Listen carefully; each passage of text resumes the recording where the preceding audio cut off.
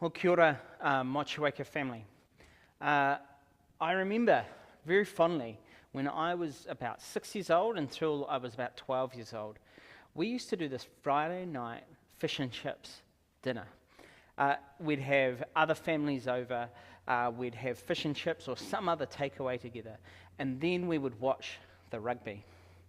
It was a big family tradition, and it was such a fond memory for me. These other families we played with, we saw them all the time. They were round our street, round our corner. It was a family gathering and a lovely thing to enjoy as a young kid. I don't know if you have a family tradition or a family dinner table experience. What do you remember about that? Who was invited? Who was invited to your dinner table? Who sat together? And whose table were they invited to?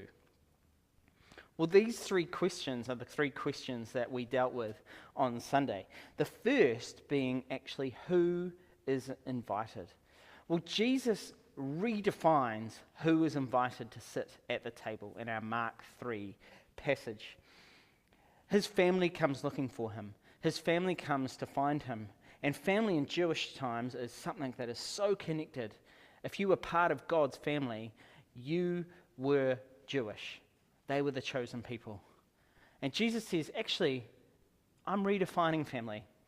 Family is no longer what you're born into, your bloodline, who you are.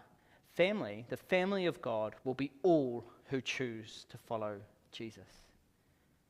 So in God's dinner table, his dinner party, his feast that he is having, his church, who is invited?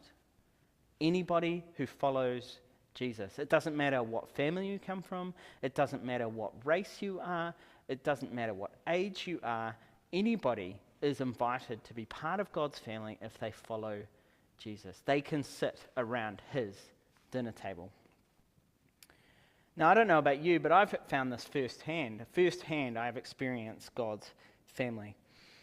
I've seen God-parentless couples be able to have be grandparents to other families. I've seen single people gather around and they long for love, for finding a partner. They long for family sometimes. And they can have a place at the table with family. Anyone can be part of God's family. Anyone can sit around God's table if they follow Jesus.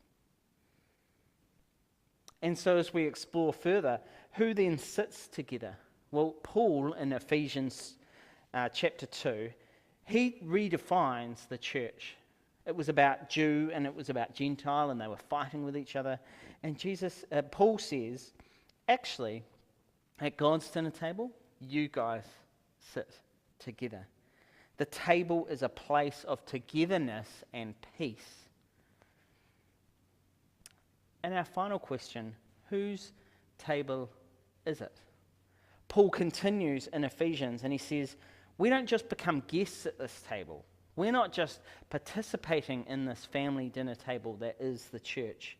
We actually become filled with his presence. Where the presence of God dwells amongst his family and at his dinner table. I don't know about you. When I talked earlier about a family meal experience, what was it that you remembered? Was it just that you were close together?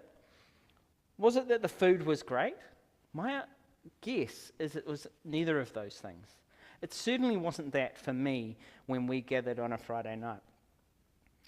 In fact, it was more about the warmth in the room, the love in the room, and the peace that the space was such a great space at the end of the week.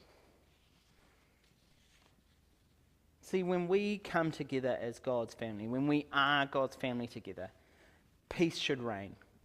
Love should be present. And it's because God's Spirit is with us. We are God's temple when we are the family of God gathered round his table. It can be a place for his presence. That is what he is about, and that therefore becomes what the church is about. It becomes his temple, as Paul says. So this family of God, who is invited? Anybody who follows Jesus. This family of God who sits together at this table, it doesn't matter what age, race, anything. It is about all who follow Jesus. And there is peace that reigns. And whose table is it? Well, God is the host of hosts. He is the one whose table it is. It is God's church. And it is where his presence reigns in this world. So I hope you have, I hope that gives you a great recap of what we're talking about when we're talking about the family of God.